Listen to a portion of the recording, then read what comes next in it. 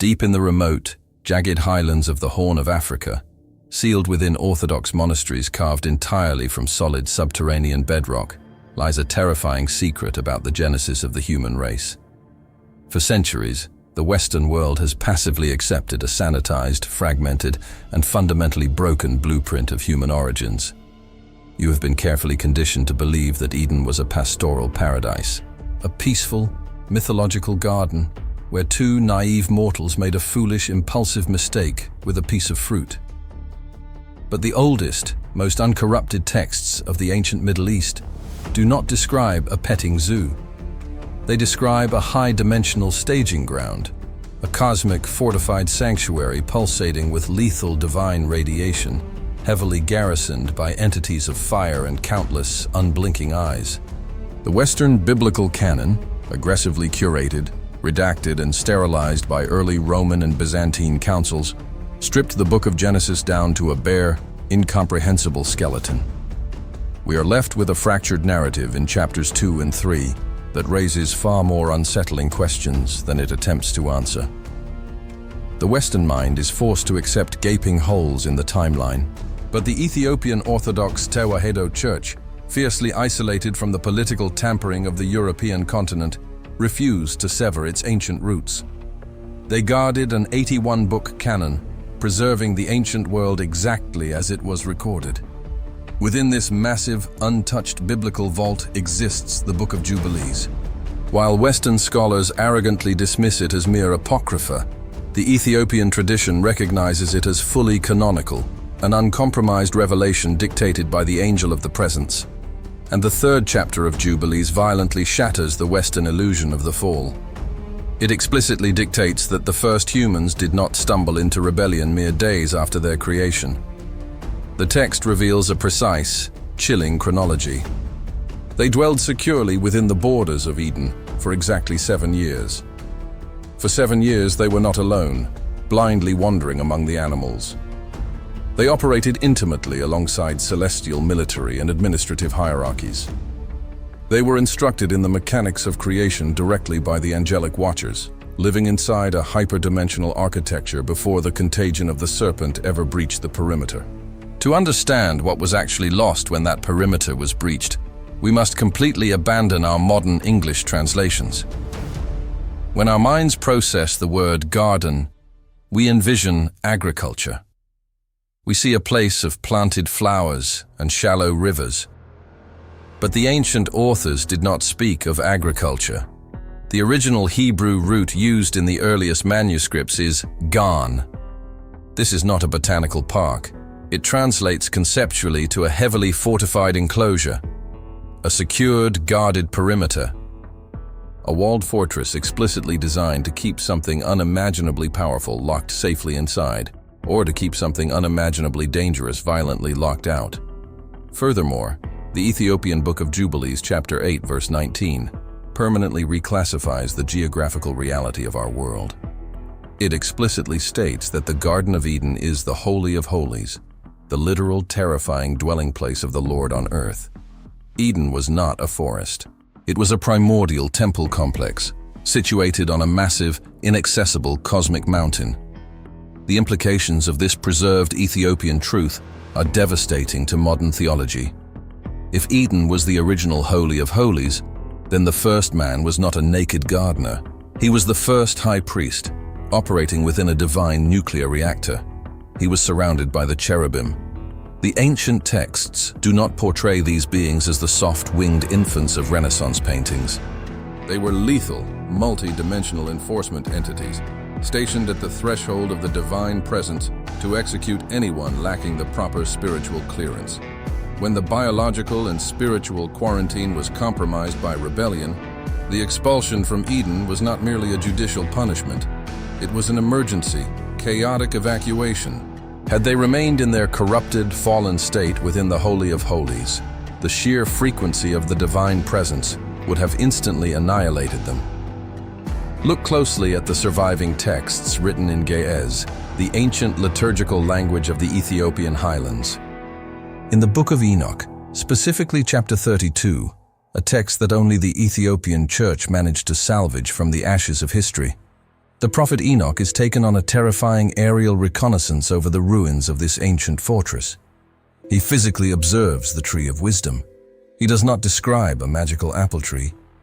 He describes an entity possessing an overwhelming botanical architecture. Its leaves resembling the carob, its fruit hanging in massive clusters like the vine, emitting a fragrance so powerful it bleeds across the boundaries of physical dimensions. Enoch stands on the perimeter of a world that the rest of humanity has been forcibly made amnesiac to. Rome erased these blueprints. Byzantium burned the records. The Western theological institutions decided you were not spiritually equipped to handle the sheer, terrifying magnitude of what Eden actually was, and more importantly, the exact geographical coordinates it still occupies in the unseen realm. We are about to break the seals on the Ethiopian Canon. We will reconstruct the original architecture of the primordial fortress. We will trace the exact nature of the angelic entities that walked alongside humanity for those 7 unrecorded years, and we will uncover the unvarnished, terrifying reality of what still waits behind the flaming singularity at the edge of our dimension. If you seek the hidden truths of the ancient world, if you demand to see the sacred blueprints that were meticulously stolen from your history, subscribe and join us in this investigation. The sanitized lies of the modern era end right here.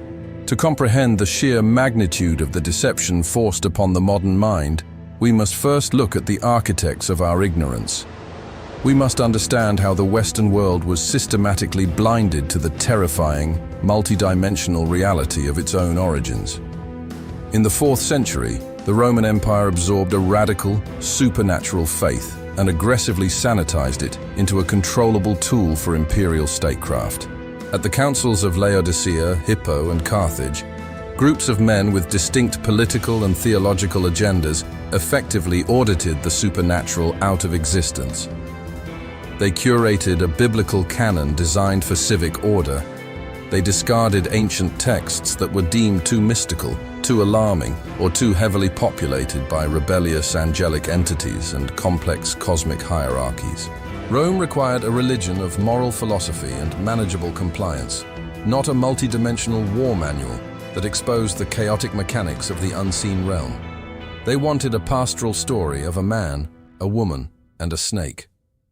And for centuries, the Western Church complied, building an entire theological empire on a redacted, simplified foundation. But thousands of miles to the south, shielded by the impenetrable topography of the Horn of Africa, the Aksumite Empire operated under a completely different paradigm. The Ethiopian Orthodox Tewahedo Church did not bow to the ecclesiastical decrees of Rome or Constantinople. They existed in a geographical fortress, completely severed from the political tampering of the European continent. Because of this isolation, they retained the full, terrifying weight of the ancient world. They safeguarded an 81-book canon. They preserved the Book of Enoch in its entirety, when the rest of the world let it burn.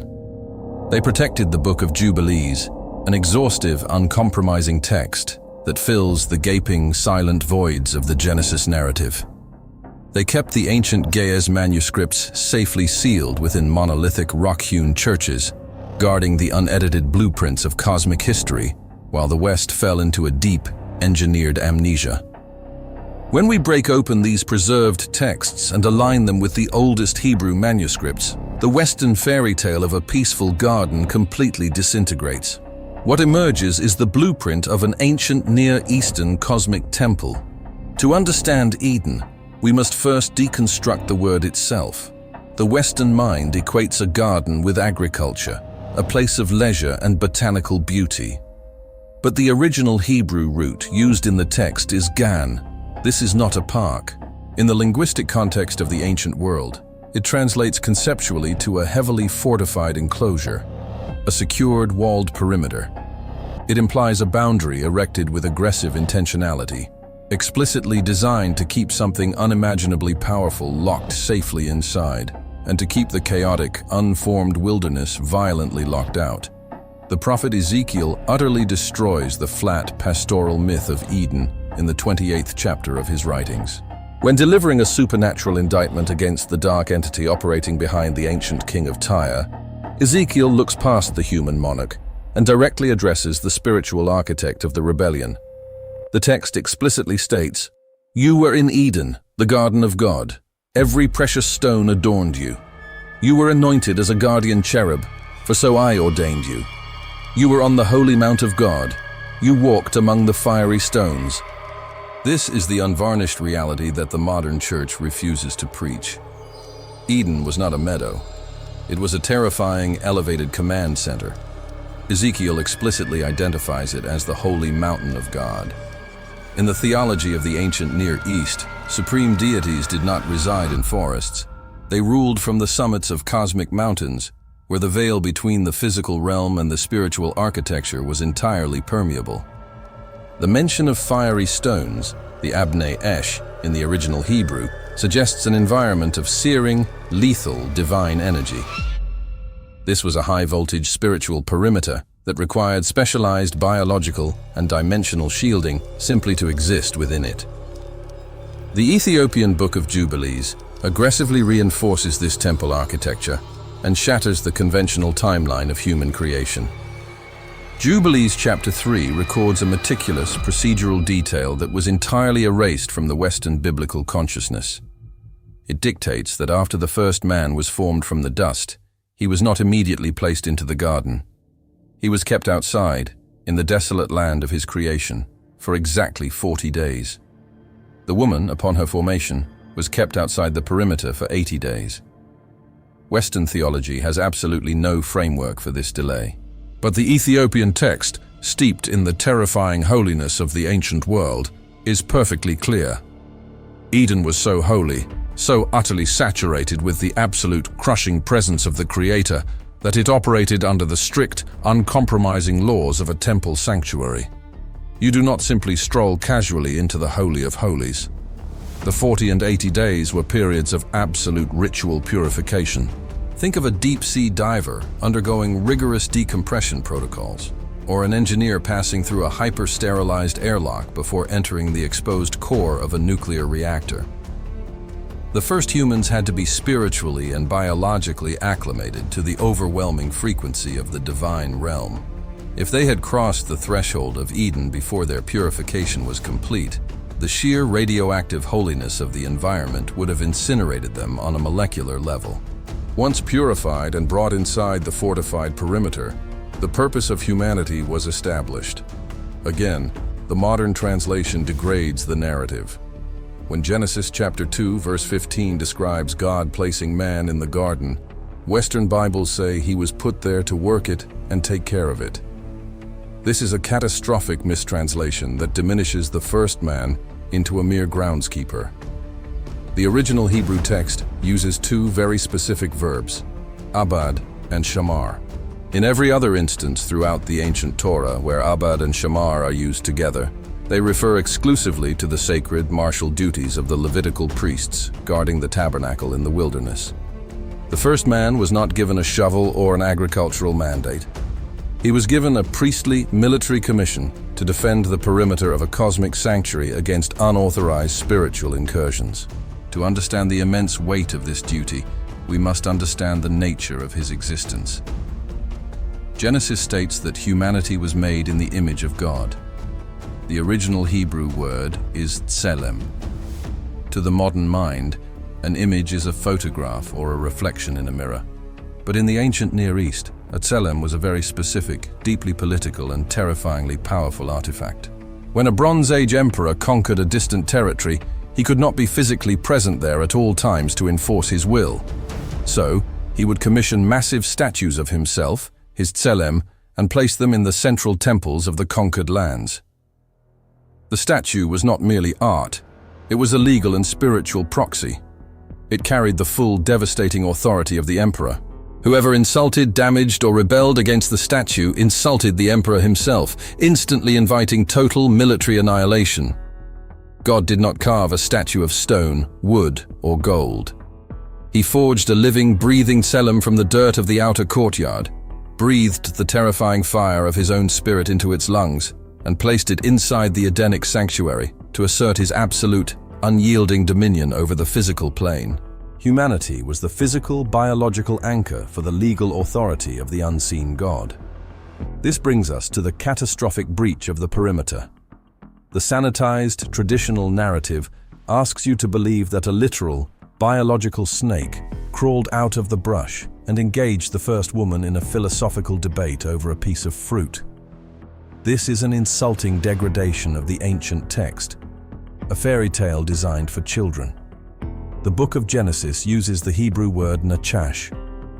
While it can be translated as a snake as a simple noun, as a verb it means to practice divination, and as an adjective, it stems from an ancient root meaning the shining one, or the luminous one. When we cross-reference this linguistic data with the Book of Isaiah and the terrifying descriptions of the Seraphim, the highest order of the angelic military, the truth of the encounter becomes horrifyingly clear. The word Seraphim literally translates to the burning ones, and they are repeatedly described throughout ancient Near Eastern literature using serpentine, draconic imagery. Eve was not conversing with a garden reptile. She was being approached and interrogated by a high-ranking, luminous serpentine entity of the divine council, a seraph, a being of blinding spiritual radiation who possessed the proper clearance to operate within the Holy of Holies. This was not a deception born of simple trickery. This was a highly sophisticated political coup d'etat engineered by a cosmic entity who fully recognized the legal authority of the living Tselem. This luminous entity understood a fundamental law of ancient Bronze Age cosmic jurisdiction, a rule known in antiquity as the suzerain vassal treaty.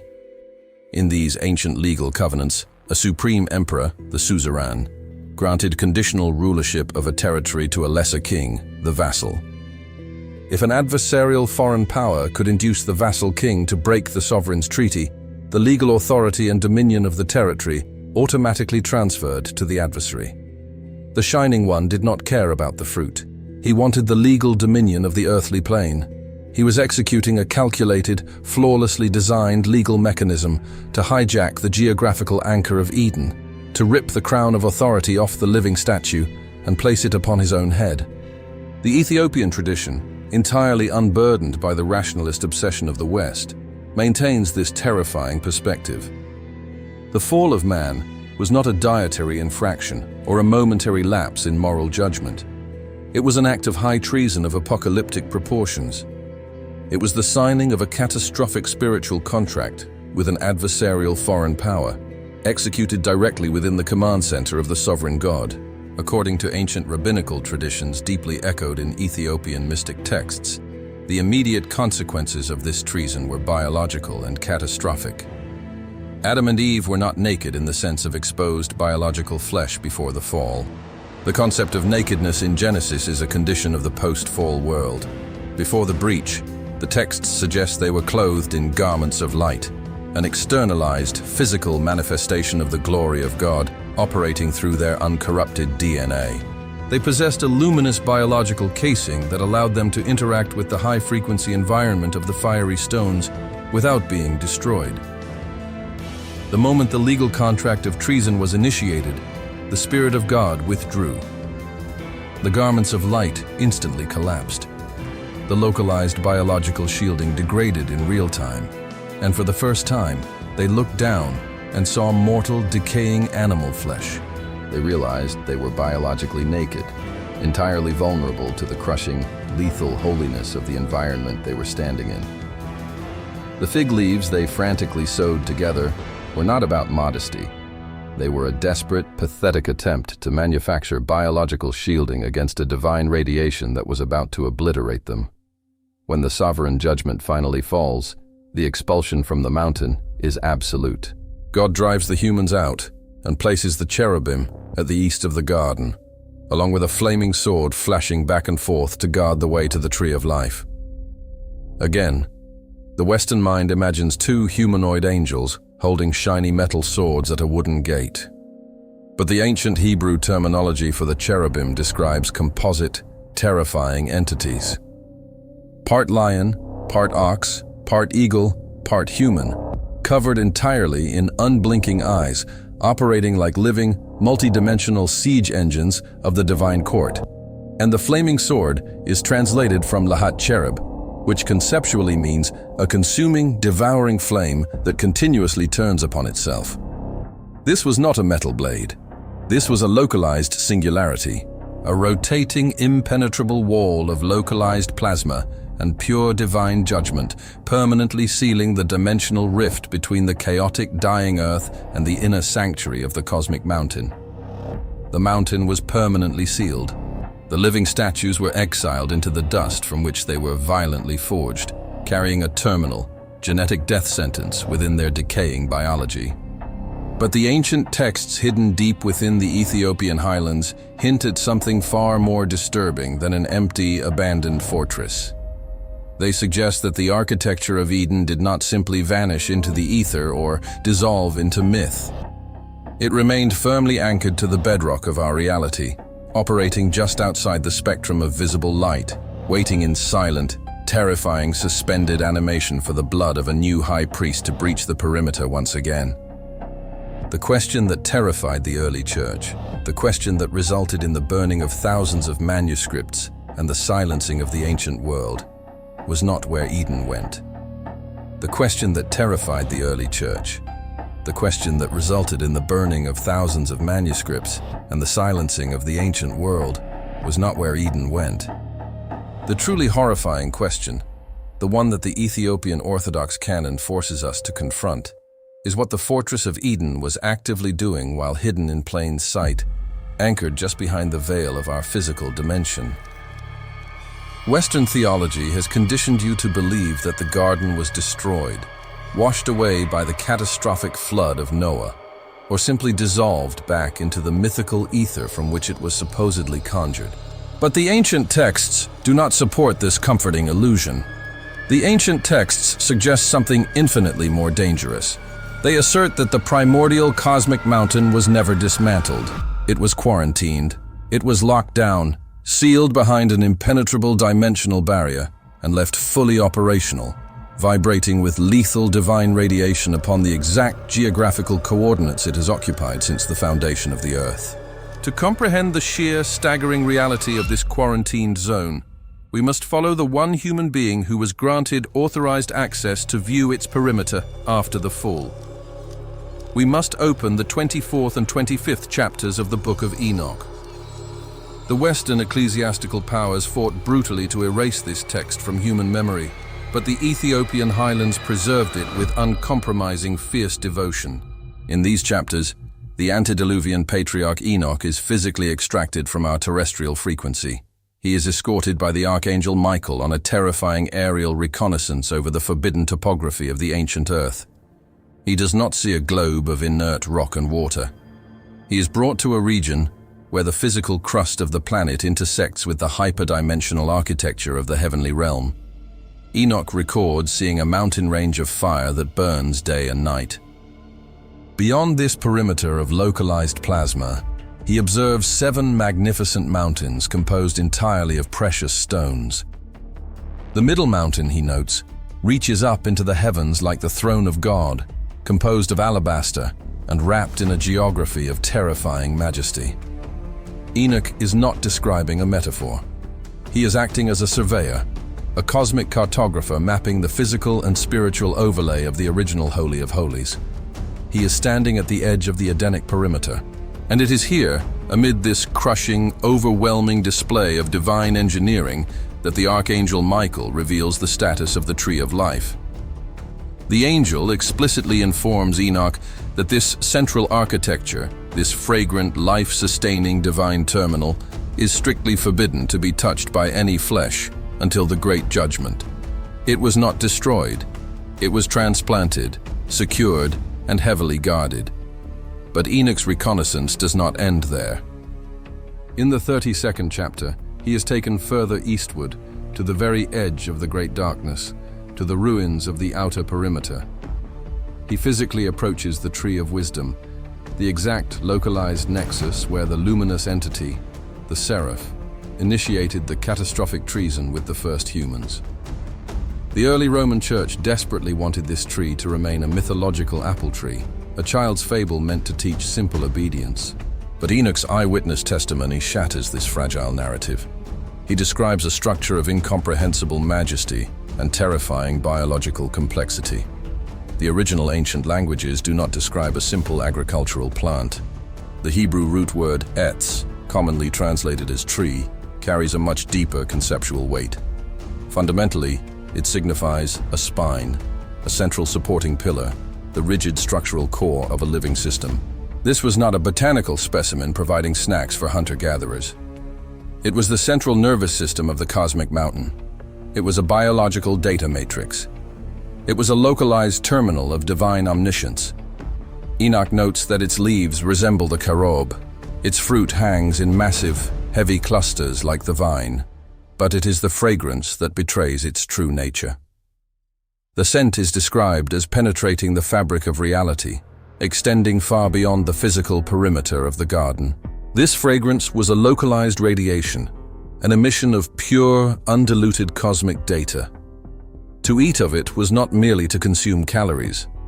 In the ancient Near Eastern paradigm, eating was the ultimate act of assimilation and covenant. To consume the fruit of the tree of knowledge was to forcibly download a frequency of divine understanding that the human biological framework was never engineered to contain. It was a catastrophic overriding of the human operating system, an unauthorized access to the binary code of good and evil, order and chaos. And the luminous seraph knew exactly what the physical consequence of that unauthorized download would be. This forces us to re-examine the 7 unrecorded years that preceded this treason. The Book of Jubilees insists that Adam and Eve resided within the fortified perimeter for 7 full years before the quarantine was breached. What exactly were they doing? They were not sitting idle on the grass. According to the deepest layers of Ethiopian mysticism and ancient rabbinic tradition, they were operating within a hyper-advanced academy of cosmic administration. The Genesis narrative briefly mentions that God brought all the animals to Adam to see what he would name them. Again, Western theology reduces this to a mundane linguistic exercise, imagining Adam inventing random syllables for giraffes and lions. This is an insult to the ancient text. In the cognitive framework of the ancient world, a name was not a mere label. It was the exact, mathematical definition of an entity's nature, its function, and its destiny. When Adam named the beasts, he was not guessing. He was looking directly into their biological and spiritual architecture. Because he was clothed in the garments of light, functioning as the uncorrupted living statue, the Tselem of the sovereign God, he possessed the ability to read the underlying code of creation. The Watchers, the angelic hierarchies stationed within the mountain, were instructing him in the mechanics of the physical universe. He was learning the harmonics of frequency, the dominion over physical matter, and the intricate, delicate balance of the planetary ecosystem. For 7 years, humanity operated as the apex administrators of a multi-dimensional command center, wielding authority over a realm that operated in perfect, unbroken synergy with the throne of heaven. And then, the unauthorized download occurred.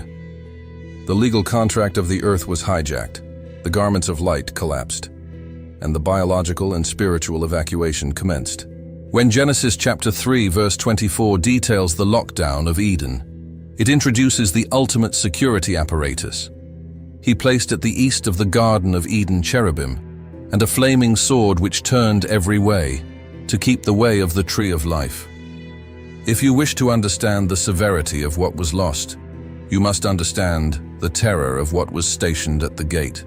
The cherubim are not the plump, winged infants of European cathedrals. To comprehend their true nature, we must strip away centuries of artistic romanticism and look directly into the Akkadian and Babylonian etymological roots. The Akkadian word caribou and the Assyrian kuribu do not refer to gentle guardians. They designate terrifying composite beings of immense power, interdimensional sentinels that functioned as the lethal enforcers of the divine threshold. When the prophet Ezekiel experiences his apocalyptic vision by the river Kabar, he sees the cherubim functioning in real time. He does not describe men with wings. He describes a nightmare of divine engineering. He sees 4 living creatures, each possessing 4 distinct faces: a human, a lion, an ox, and an eagle. Their legs are straight, their feet gleam like burnished bronze, and their entire forms, their backs, their hands, their wings, are entirely covered with unblinking eyes. They operate in tandem with massive, terrifying gyroscopic wheels of beryl, wheels intersecting within wheels, completely defying the laws of terrestrial physics, moving with the speed of lightning flashes. These are the entities God placed at the perimeter of Eden. They are living, multi-dimensional siege engines designed to instantly execute any unauthorized biological or spiritual entity attempting to cross back into the high-frequency radiation of the cosmic mountain. And they were paired with the Lahat cherub. The Western mind translates this as a flaming sword, imagining a knight's weapon set on fire. But the Hebrew conceptual framework suggests something far more complex and violent. The phrase literally translates to a consuming, devouring flame that continuously turns or folds upon itself. It is a self-sustaining cycle of localized destruction. In the terminology of modern physics, we might conceptualize this as a localized singularity, a rotating, impenetrable barrier of superheated plasma that completely severed the dimensional bridge between the dying earth and the sanctuary of God. The expulsion was absolute. The door was welded shut. This traumatic, violent severing from the cosmic mountain left an agonizing psychological and spiritual scar on the collective memory of the ancient human race. We can track the desperate, weeping echo of this trauma directly into the archaeological record.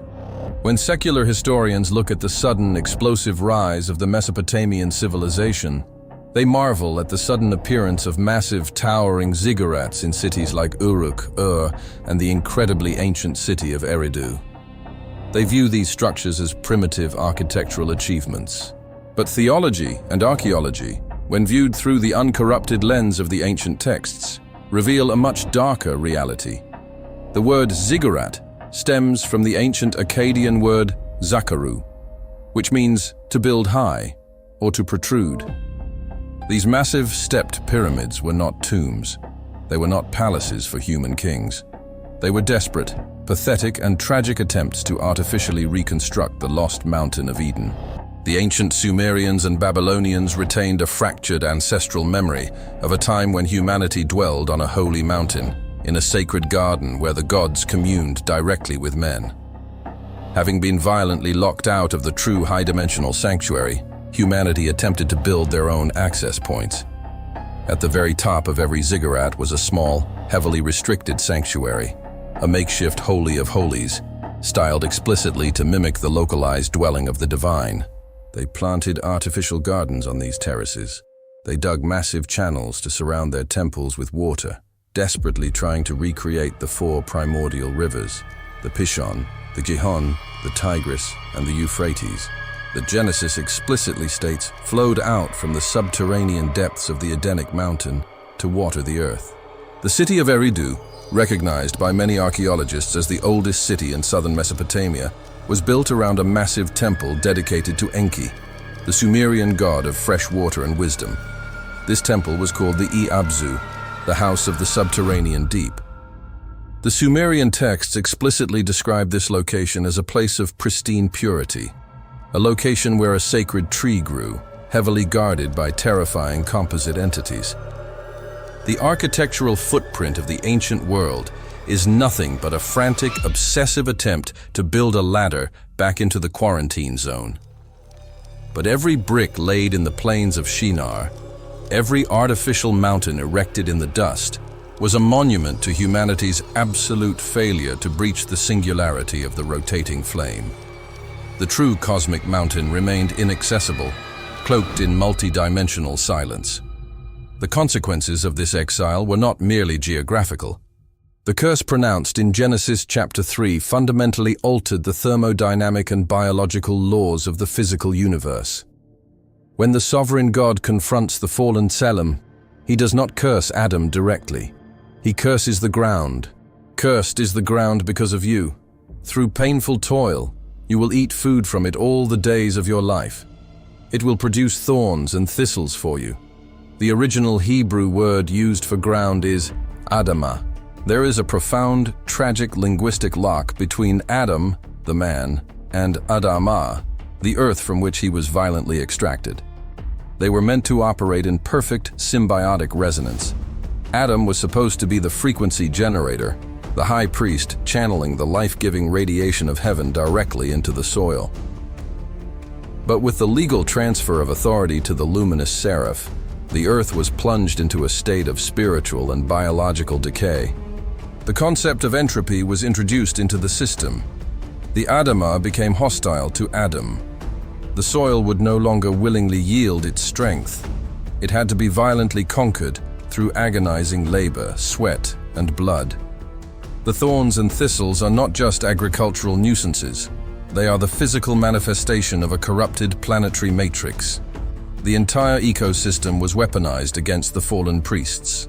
Yet, the true horror of the expulsion lies in the subtle, terrifying realization of what humanity was left alone with in the outer darkness. God secured the mountain. He locked the humans out. But the texts never state that the luminous entity, the seraph who orchestrated the treason, was locked inside.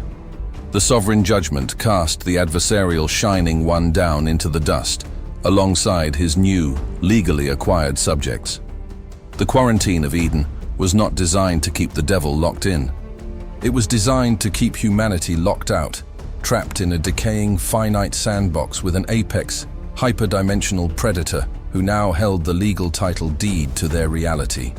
The first humans walked away from the blazing singularity of the Cherubim, stepping into a cold, hostile wilderness, completely stripped of their luminescent armor, bleeding, dying, and relentlessly hunted.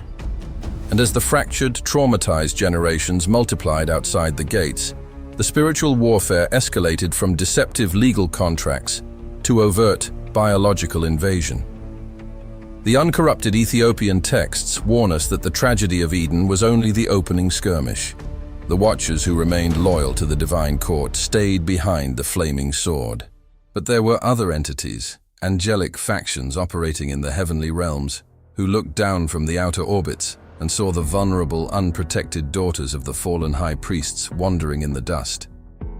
The perimeter of Eden was sealed, but the skies above the cursed earth were completely unguarded. The skies above the cursed earth were completely unguarded. And it is here, in the shadow of this vulnerability, that the Western theological apparatus committed its most catastrophic act of historical vandalism.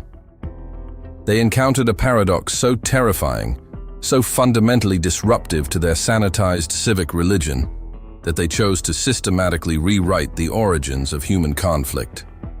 The Roman ecclesiastical authorities looked at the unabridged, brutal history of the ancient world, and they panicked. They needed a religion that offered quiet moral improvement, not a manual detailing the ongoing biological and spiritual invasion of the human species by unauthorized multidimensional entities. To maintain control, the early church fathers, heavily influenced by the hyper-rationalism of Greek philosophy and later championed by theologians like Augustine of Hippo, engineered a massive cover-up of Genesis chapter 6. This is the great doctrinal paradox that the modern church refuses to untangle. Genesis 6, verses 1 through 4, contains a historical record so deeply disturbing that the Western Church spent 1,500 years aggressively blinding you to its true meaning. The text states that when human beings began to increase in number on the earth, and daughters were born to them, the sons of God saw that the daughters of humans were beautiful, and they married any of them they chose. And from this union, the Nephilim were on the earth in those days, and also afterward. For centuries, the pulpit has fed you a sedative known as the Sethite theory.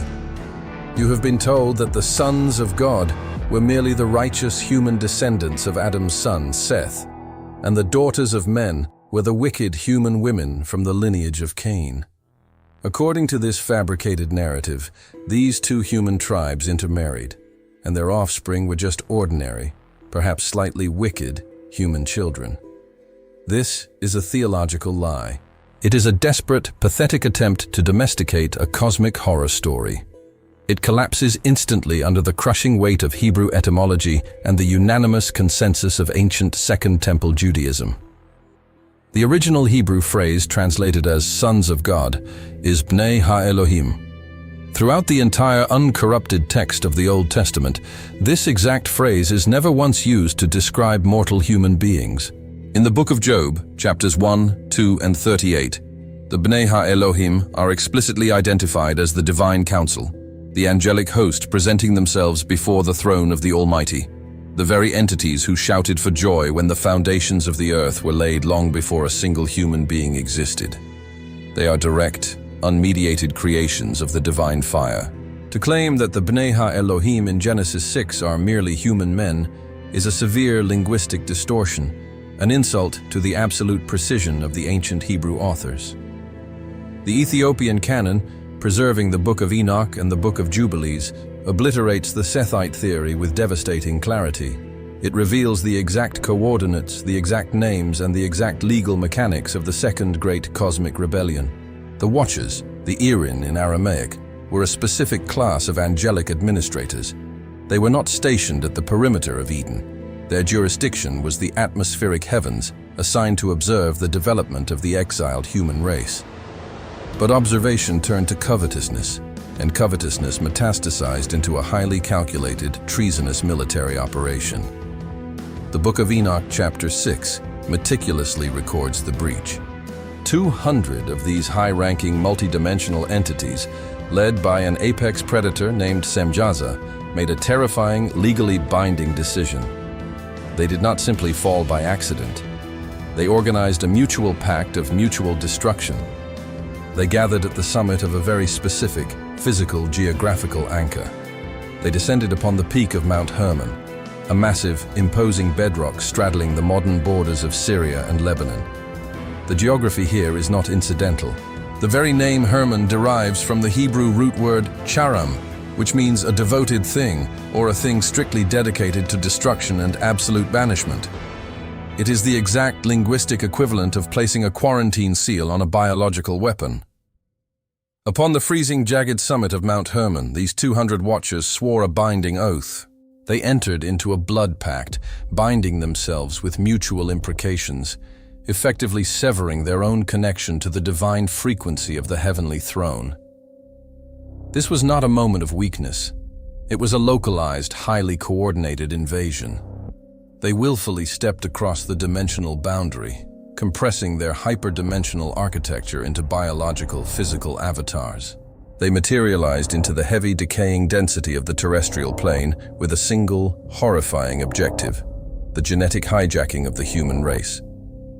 To understand why this is a catastrophic doctrinal paradox for the modern church, we must understand the physics of spiritual warfare. The Western mind insists on keeping the spiritual and physical realms completely segregated. Angels are thought to be ghosts, ethereal whispers, incapable of interacting with material biology. But the ancient texts do not describe ghosts. They describe entities of terrifying substance, capable of manipulating physical matter, eating, and interacting with the thermodynamic realities of our universe. When the Watchers descended, they did not possess humans like invisible demons. They took physical wives. They engaged in an unauthorized, cross-dimensional biological hybridization program. The resulting offspring were the Nephilim. The Western translations nervously render this word as giants, evoking images of unusually tall, clumsy men. But the Hebrew root nafal means to fall, or more accurately, those who cause others to fall. The Nephilim were not simply large humans. They were an apex genetic anomaly. They were the grotesque, unauthorized fusion of the divine fire and corrupted terrestrial DNA. They were biological weapons of mass destruction, possessing the ruthless intellect of their angelic fathers and the heavy fleshly appetites of their human mothers. When we look at the Dead Sea Scrolls, specifically the fragmented, terrifying manuscript known as the Book of Giants, we find corroboration of this nightmare that the Ethiopian church has preserved for millennia. The Qumran community, an isolated sect of highly devout Jewish mystics living in the Judean desert centuries before the early Roman church sanitized the narrative, meticulously copied the records of these hybrid entities. The Book of Giants details the apocalyptic violence of the Nephilim, It reveals that they did not merely conquer human cities, they engaged in widespread, horrific genetic corruption. The scrolls suggest they experimented not just on humanity, but on the animal kingdom as well, mixing species, violating the sovereign boundaries of creation established in Genesis 1. They were attempting to build an unauthorized, corrupted mirror of the Edenic sanctuary, utilizing forbidden biological engineering. Why would the Watchers do this? What was the strategic objective behind this repulsive genetic crime? To find the answer, we must return to the legal mechanics of the first rebellion. The sovereign God had decreed that the ultimate redemption of the earth, the crushing of the serpent's head, would come through the seed of the woman. The biological lineage of humanity was prophesied to produce the ultimate high priest who would legally reclaim the hijacked dominion of the earth. The Watchers, fully aware of this divine legal decree, attempted to preemptively destroy the playing field. If they could completely pollute the human gene pool with their own hyperdimensional DNA, if they could transform the entire human race into a hybridized, unredeemable species, the prophecy would be biologically voided. God could not bring a pure, uncorrupted human savior through a genome that had been entirely synthesized with demonic architecture. It was a brilliant, ruthless, and nearly successful attempt to checkmate the Creator. But the horror of the Watcher incursion did not stop at biological pollution. The Ethiopian Book of Enoch, particularly chapters 8 and 9, reveals a second, equally devastating aspect of the rebellion: the unauthorized transmission of celestial data. The Watchers did not just bring their DNA, they brought the forbidden knowledge of the heavenly armory and the cosmic laboratories. They committed cosmic espionage. The text explicitly names the primary offender in this data breach: Azazel. While Semjaza led the biological corruption, Azazel led the technological and spiritual pollution of the human race. Enoch records that Azazel taught men to make swords and knives and shields and breastplates. He made known to them the metals of the earth and the art of working them. Before this exact moment in history, the uncorrupted human race did not possess the mechanics of organized, mechanized slaughter. Azazel downloaded the blueprints of celestial warfare directly into the minds of violent fallen men. He weaponized the terrestrial plane. Furthermore, the Watchers systematically revealed the hidden secrets of the universe to the daughters of men. They taught them the use of antimony, the beautifying of the eyelids, all kinds of costly stones, and all coloring tinctures. Western theology mocks this as ancient misogyny, but that is a profound failure of understanding. The ancient texts are not condemning makeup. They are condemning the introduction of localized illusions, the manipulation of the physical form to project a false aura of divine symmetry. It was the introduction of seduction as a weaponized technology. And it went much deeper. The Watchers taught the breaking of roots, enchantments, and astrology. Another Watcher, Kazdeja, taught humanity the smitings of the embryo in the womb, that it may pass away. They introduced the mechanics of abortion, pharmacology, and the manipulation of the unseen spiritual laws to bypass the sovereign will of God. They handed humanity a loaded gun with no safety mechanism. The ancient explosive rise of high civilizations, the sudden mastery of metallurgy, astronomy, and complex mathematics that baffles modern secular historians, is explicitly answered in the Ethiopian Canon. It was not the slow, agonizing crawl of human evolution. It was a massive, illegal data dump from a hyperdimensional source. Humanity did not discover the secrets of the cosmos. The secrets were violently forced upon them by rogue administrators looking to burn the system to the ground. This is the doctrinal paradox that shattered the early church. If Genesis 6 is literal history, if angelic beings truly materialized, bred with humanity, and downloaded the blueprints of war and witchcraft, then the biblical narrative is not a story of man's struggle to find God. It is the localized record of a massive, multi-tiered, intergalactic war. It means that the violence of the ancient world was not just human nature running its course. It was a demonically engineered environment. It means that when God looked down and saw that every inclination of the thoughts of the human heart was only evil all the time, He was looking at a genetically corrupted, technologically weaponized planetary asylum that had been entirely conquered by a foreign military power.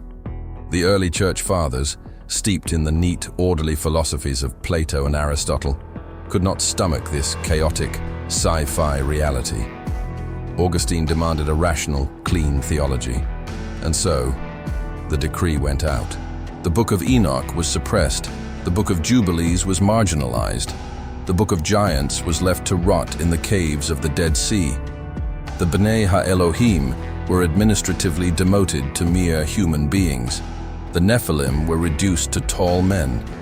The terrifying, multidimensional reality of the ancient world was scrubbed from the Western theological consciousness, replaced by a harmless pastoral morality play. You were trained to read the Bible as a collection of disjointed moral fables, entirely blind to the overarching narrative of a violently contested cosmic perimeter. But the suppression of the truth does not neutralize the reality of the war. The Ethiopian Canon stands as a towering, unmoving monolith against this Western theological cowardice. It forces us to confront the fact that the flood of Noah was not a localized natural disaster or an act of petty divine anger. It was a catastrophic, necessary biological purge. It was the absolute, violent sterilization of a planetary environment that had become a breeding ground for unauthorized hybrid entities. The sovereign God had to literally shatter the subterranean architecture of the earth, opening the fountains of the great deep to wash the genetic corruption of the Watchers from the face of the planet. Noah and his family were not saved simply because they were morally good. Genesis chapter 6 verse 9 contains a terrifyingly specific qualifier. It says Noah was perfect in his generations. The Hebrew word is tamin, which means physically unblemished, genetically pure. Noah was preserved because his DNA had not been hacked by the Watcher hybridization program. He was the last remaining uncorrupted biological anchor for the living Tselem. And here is the terror that lies at the core of this paradox. The physical bodies of the Nephilim were destroyed in the crushing, cataclysmic pressure of the floodwaters. The biological weapons were neutralized. But the ancient texts dictate a chilling spiritual law regarding these hybrids. Because the Nephilim were not created by God, because they were an unauthorized fusion of celestial spirit and terrestrial flesh, their spirits had no designated place in the architecture of the afterlife. When their massive corrupted bodies drowned, their spirits were not assigned to heaven, nor were they dragged into the deep abyss, holding their imprisoned angelic fathers.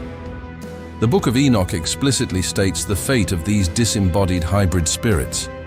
They were condemned to wander the surface of the earth. They became the invisible, ravenous, malignant entities that the ancient world recognized as demons. The demons of the New Testament, the unclean spirits that Jesus Christ relentlessly confronted and cast out, are not fallen angels. Fallen angels possess immense cosmic power, localized jurisdictions, and celestial architecture. The unclean spirits are the disembodied, tortured ghosts of the dead Nephilim. They wander the arid places, desperately seeking a physical, biological vessel to inhabit, driven by a maddening, insatiable hunger to re-experience the physical world they were violently drowned out of. This is the hidden battle. The Western Church sanitized the board, removing the most dangerous pieces from the game, leaving you completely blind to the mechanics of the enemy. You have been walking through a minefield with a map drawn by men who refuse to believe in explosives. The theological paradox is that by trying to protect the minds of the congregation from the terrifying reality of the unseen realm, the Western ecclesiastical apparatus disarmed its own spiritual military. They turned a supernatural war manual into a book of polite suggestions. But the blood pact of Mount Hermon was never annulled. The legal consequences of the Watcher rebellion are still woven into the fabric of our geopolitical reality. The disembodied spirits of the ancient giants still scream through the invisible frequencies of our modern world, manipulating human psychology, feeding on the trauma of the decaying earth, and orchestrating the slow, deliberate corruption of the human matrix. The Western mind may have forgotten the ancient laws of cosmic engagement, But the entities operating just outside the spectrum of visible light have not forgotten a single syllable of the treaties they forged in the darkness. The ancient world is not dead. It is simply operating under the cover of a massive, heavily enforced institutional amnesia. The pieces are still moving on the board, the celestial data is still being downloaded, and the architecture of the final conflict is being assembled right in front of a completely blinded human race. We reside in a civilization that is entirely sedated by the illusion of its own technological supremacy. The modern mind looks at the sprawling architecture of our megacities, the vast digital networks that connect our continents, and the quiet, sterile laboratories where we edit the building blocks of life, and we arrogantly declare that we have outgrown the supernatural. We believe the ancient cosmic war was a primitive myth, long defeated by the Enlightenment and the scientific method. But this is the ultimate catastrophic triumph of the adversary's psychological operation. The invisible entities that orchestrated the fall of Eden and the genetic corruption of the ancient world did not vanish. They simply changed the frequency of their operation. They realized that the most efficient way to conquer a prison is to convince the inmates that the warden does not exist and that the prison is actually a palace. We are currently living inside a localized temporary ceasefire, a cold war in the hyperdimensional realm that is rapidly approaching its absolute explosive expiration date. To understand the terrifying trajectory of our immediate future, we must look at the explicit warnings left behind by the architects of the ancient texts. The prophecies concerning the end of the age, the eschaton, are not vague, allegorical poems about political unrest or bad weather. They are highly precise, terrifyingly literal operational briefings detailing the catastrophic failure of the planetary quarantine. In the 24th chapter of the Gospel of Matthew, Jesus Christ delivers the ultimate eschatological cipher.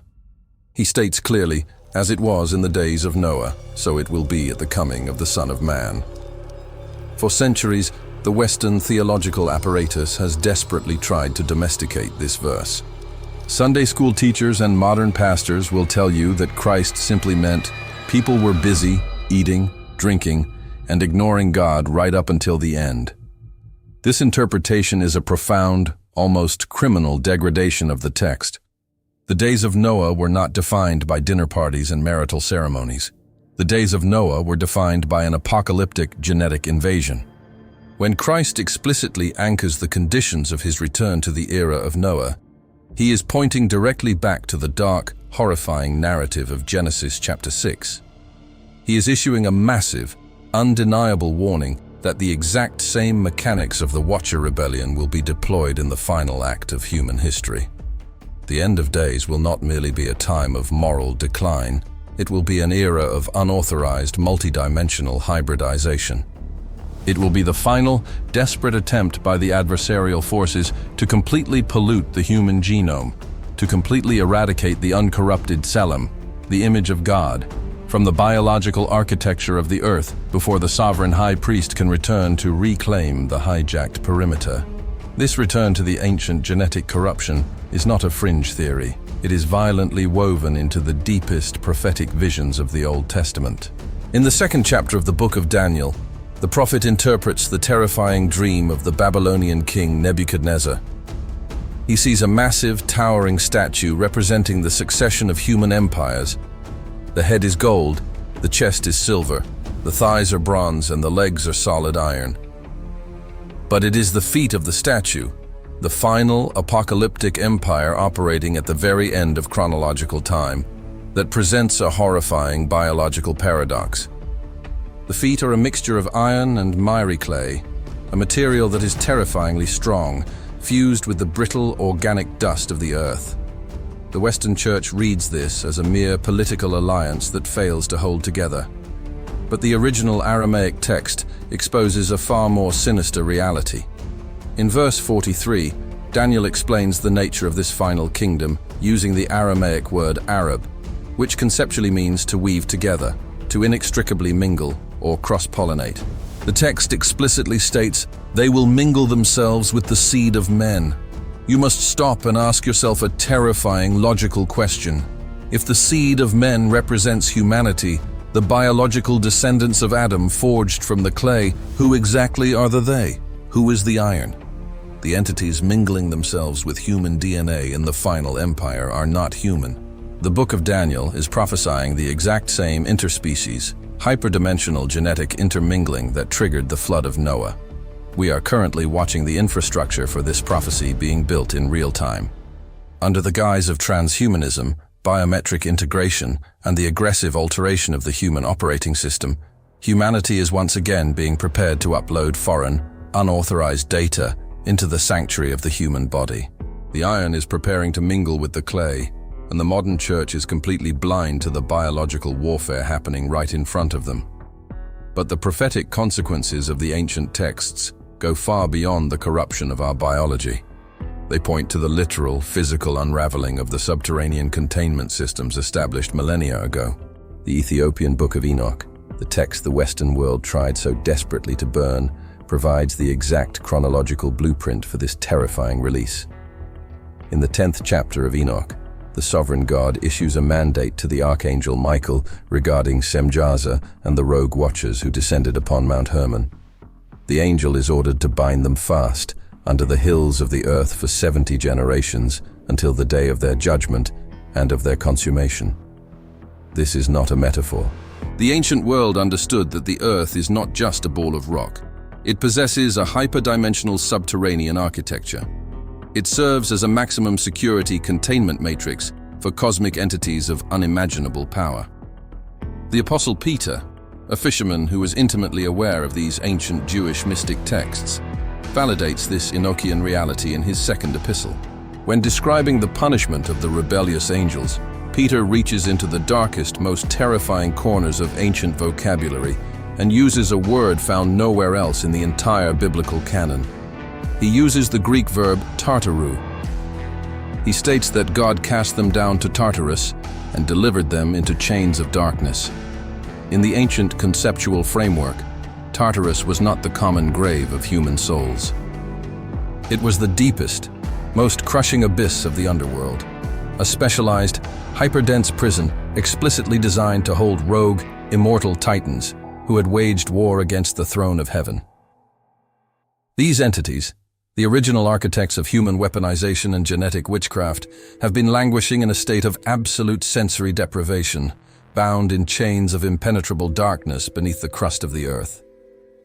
But the Ethiopian text states they are bound for exactly 70 generations. A divine prison sentence is not infinite. It is a strictly measured juridical decree. And according to the deepest eschatological timelines, that multidimensional lease is rapidly expiring. The cosmic clock is ticking down to zero, and the containment matrix is beginning to fracture. This impending subterranean breach is explicitly detailed in the Book of Revelation, and it connects directly, with horrifying geographical precision, back to the original sanctuary of Eden. In the 9th chapter of Revelation, the Apostle John witnesses the sounding of the 6th trumpet. He hears a voice coming from the horns of the golden altar before God, issuing a terrifying command to the 6th angel.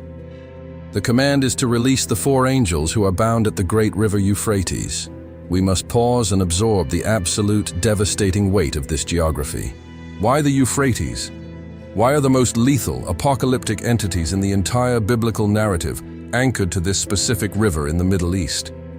The answer lies buried in the 2nd chapter of Genesis. The Euphrates is one of the 4 original rivers that explicitly flowed out from the subterranean depths of the Edenic cosmic mountain to water the garden. The Euphrates is the physical, terrestrial echo of the original multidimensional perimeter.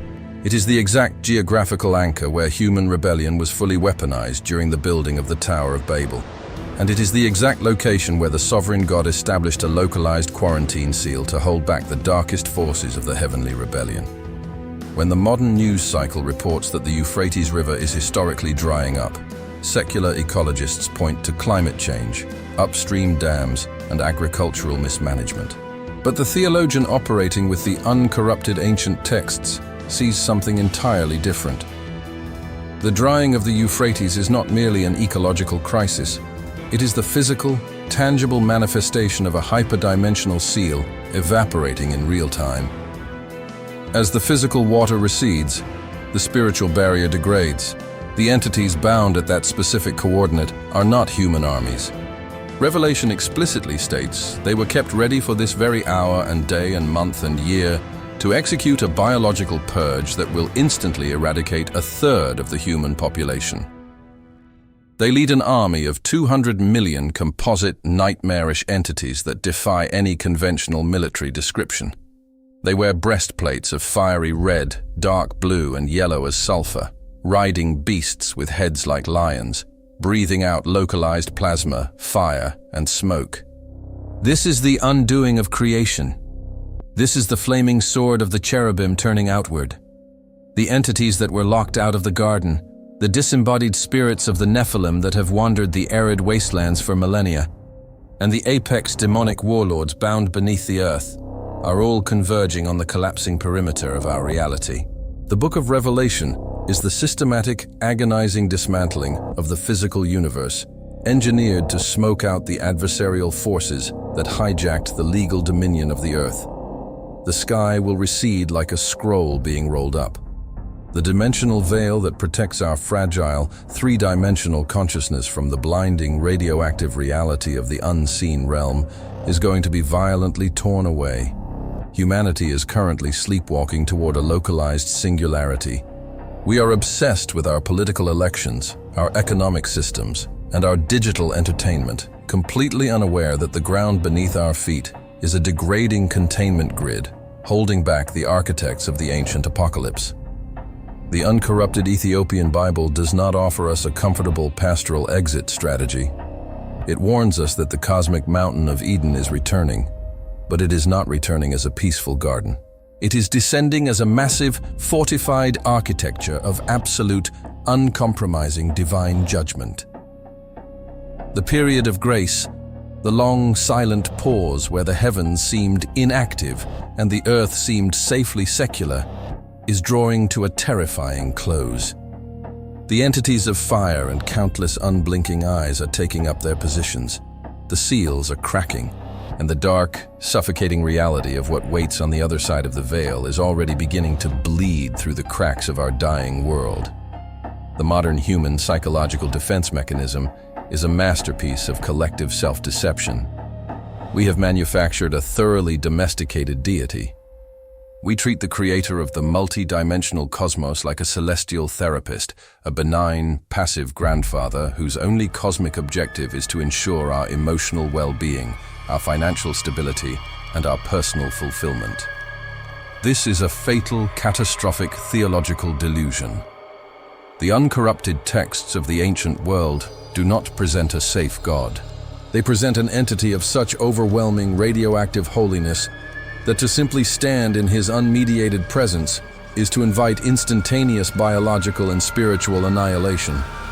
The ancient Hebrew authors did not use words of gentle affection or casual friendship when describing the proper, rational human response to the divine frequency.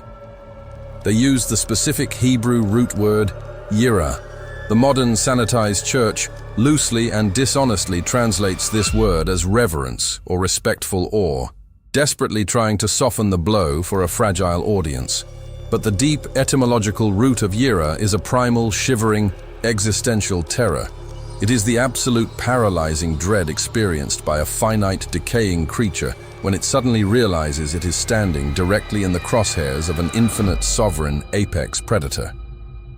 It is the realization that your very atomic structure is being held together by the sheer, unmerited permission of the entity you have spent your entire life ignoring.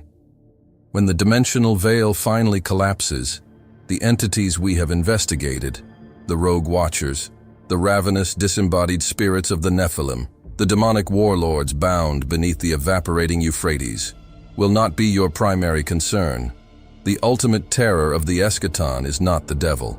The ultimate terror is the unfiltered, unshielded arrival of the sovereign. In the very first chapter of the Book of Enoch, a text that predates the New Testament by centuries and retains the raw, terrifying vision of the ancient patriarchs, the prophet describes this exact moment of cosmic intersection. Enoch, chapter 1, verse 4 states explicitly that when the Holy Great One comes forth from his dwelling, he will tread upon the earth, and the mountains will melt beneath him like wax in a fire, and the hills will be torn apart. Enoch chapter 1, verse 9 continues this nightmare, stating that he comes with 10,000s of his holy ones to execute judgment upon all and to destroy all the ungodly. This is not a description of a peaceful, smiling Savior returning to hand out celestial rewards. This is a description of the localized singularity of Eden, violently expanding its perimeter to consume the entire planet. The Lahat Cherub, the consuming, devouring flame that continuously turns upon itself, will no longer be confined to the eastern gate of a hidden cosmic mountain. It will become the overarching, inescapable atmospheric condition of the earth. The writer of the Epistle to the Hebrews understood this terrifying trajectory with absolute clarity. In chapter 12, verse 29, the author does not offer a message of gentle pastoral comfort. He delivers a brutal, chilling axiom that the modern religious apparatus deliberately and aggressively ignores. For our God is a consuming fire. He does not say God merely uses fire, or that God is simply like a fire. He explicitly states that the fundamental nature of the Creator, when stripped of all localized biological shielding and multidimensional barriers, is an active, devouring combustion. To be a mortal, fallen creature operating outside the legal parameters of divine grace is to be dry wood hurtling rapidly toward a superheated cosmic furnace. The original tragedy of Eden was the catastrophic loss of the garments of light, the loss of the biological and spiritual insulation required to survive inside that high-frequency reactor.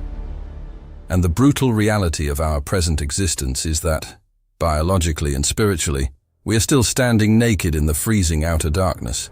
We are desperately sewing together the fig leaves of our advanced technology, our subjective moral philosophies, and our sanitized civic religions, hoping these pathetic manufactured shields will somehow protect us when the sky finally rips open and the divine radiation pours through. You must completely abandon the childish illusion that the universe is a neutral, safe, or strictly material environment. You are not a highly evolved primate, operating in a sterile, scientifically predictable cosmos. You are a dying, genetically corrupted exile, living on a quarantined rock, caught in the crossfire of a hyperdimensional war that you do not have the sensory equipment to fully perceive. The ancient Ethiopian Canon, the unvarnished Hebrew scriptures, and the terrifying silent architecture of the ancient ruins all point to the exact same, inescapable conclusion. The cosmic court is not adjourning, it is moving to the final sentencing phase. The legal authority over this dying planet is about to be violently reclaimed. The adversarial entities that hijacked your ancestry are currently preparing for their final, suicidal offensive, attempting to drag as much of the human biological matrix into the abyss with them as possible before the quarantine is shattered. There is no motivational comfort to be found in the raw, unfiltered truth of the ancient texts. There are no 5 steps to a better life hiding in the shadows of the cosmic mountain. There is only the crushing, suffocating weight of existential reality. When the final trumpet actually sounds, and the terrifying, multi-layered architecture of the primordial temple descends upon the burning ashes of human civilization, you will not be asked about your political affiliations. You will not be asked about your bank account, your career achievements, or the subjective, comfortable moral philosophies you use to justify your earthly existence. The only thing that will matter, the absolute binary metric of survival in the face of the devouring flame, is whether or not you possess the legal, blood-bought clearance to cross back over the threshold of the Holy of Holies. Until that exact moment arrives, the composite beasts with unblinking eyes remain at their stations. The flaming sword continues to rotate in the darkness, silently, relentlessly guarding the perimeter. And the universe waits, holding its breath in absolute, terrifying silence for the day the quarantine is finally lifted.